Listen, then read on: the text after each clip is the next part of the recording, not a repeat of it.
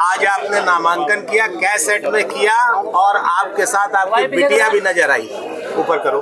2 set में Samajwadi party के candidate की हैसियत से अफजाल अंसारी ने अपना नामांकन दाखिल किया। 2 सेट में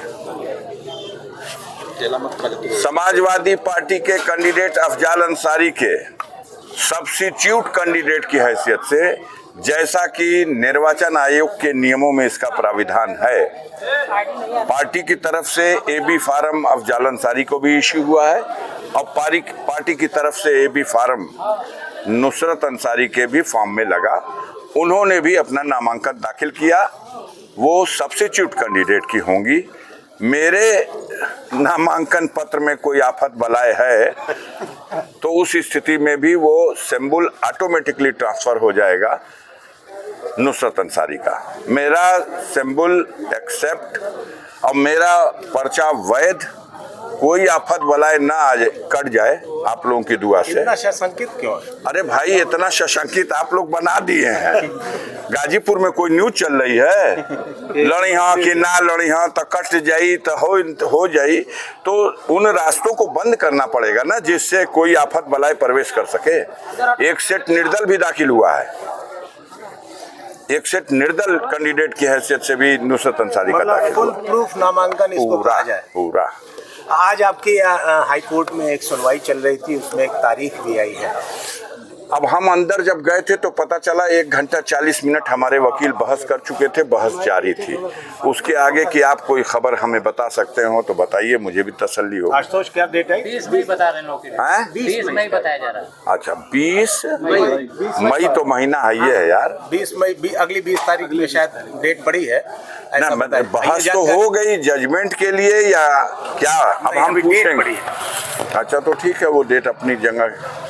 सांसद जी, आज आपके साथ मुख्तार अंसारी का बेटा उमर भी आया हुआ है और अटकलें चल रही थी कि उमर अंसारी नाराज चल रहे हैं। कृपा करके ये बताइए, ये अटकल कौन लगा रहा था और हवा इसको कौन दे रहा था? मीडिया में चल रही थी। तो मीडिया के भाइयों से हम लड़े कि विरोधी पार्टियों से लड़े? तो आज उसको इसीलिए लाना पड़ा?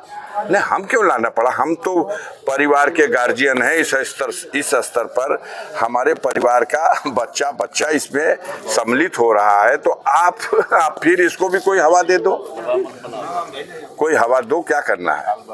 लाना पड़ा का कहाँ से बात आया? वो मेरा घर का बच्चा है। मैंने कल भी कहा था मेरे घर में सब खैरियत है और कोई घुसपैठ काम नहीं आ सकती। चुनाव मजबूती से लड़ रहे हैं, कैसा है चुनाव आपका? हमारा चुनाव आप पता करिए, कोई भी कैंडिडेट अपना चुनाव अच्छा समझता है। हम लोग सादगी के साथ पैदल टहलते हुए अंदर गए, पर्चा भर के जांच पड़ताल करा के वापस चले आए। दिक्कत समझ में आई? कैसी दिक्कत? कोई अड़चन या कोई? नहीं, क्या दिक्कत? हमको रसीद दे दिया कि आपके पर्चे में कोई कमी नहीं है, आप जा सकते हैं। आज आपने नामांकन किया है और चौथे चरण की वोटिंग चल रही है, क्या उम्मीद करते हैं? जो खबरें मिल रही हैं, उत्तर प्रदेश के स्तर पर 13 सीटें हैं।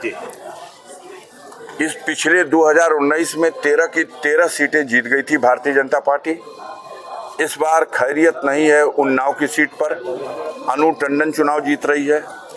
इस बार लखीमपुर खीरी, सीतापुर, इटावा और कन्नौज, ये सारी सीटें धुआंधार वोट से समाजवादी पार्टी जीतने जा रही है। जनता का रुझान साफ दिखाई दे रहा है। इन 13 सीटों में आधी सीट भाजपा बचा ले यूपी में, तो बड़ी बात है। नामांकन के बाद अब क्या? अब आपका कोई आदेश हो तो बताइए। प्रत्याशी के हैसियत से तो हम प्रचार उचार करने के लिए, जनता को सलाम करने के लिए उनके बीच में घूम रहे हैं। नहीं, लगातार आप जो है हर विधानसभाओं में 2-2, 3-3 बार कर चुके हैं अपना दौरा। 7 बार 7 टाइम कर चुके हैं। उसी को एक चास और बढ़ा देते हैं। पहले नौहर्रा लगा के जोता, फिर रोटोवेटर से जोत रहे हैं। कोशिश कर रहे हैं कि लेवलर लगा के अंतिम चास बिल्कुल लेवल में कर दिया जाए। बाकी आप लोग अपनी दृष्टि से देखिए वास्तविकता क्या है। हम अपने मुंह से कुछ कहना नहीं चाहते, 4 तारीख को ही कहेंगे। समाजवादी पार्टी के हिसाब से जो गाजीपुर लोकसभा है वो उपजाऊ है। समाजवादी पार्टी की तरफ से कुछ है या नहीं है? भारतीय जनता पार्टी जो जोर लगाए हुए है उसको देखिए कि उत्तराखंड के चीफ मिनिस्टर को भी पर्चा भराने के लिए बुलाना पड़ा और उत्तर प्रदेश के डिप्टी सीएम भी सम्मिलित हुए और पूरी ताकत लगा दिया। हम लोग उनके सामने पर्चा भरने के उस कार्यक्रम के जो दृश्य थे उस मामले में कहीं नहीं खड़े हैं। पिछली बार आपने दावा किया था कि इतने लाख से जीतूंगा, इस बार भी कोई दावा अब नहीं कर सकते। अब 4 तारीख को गणना होगी, वहीं पे आपसे बात होगी। ठीक है ठीक है भैया।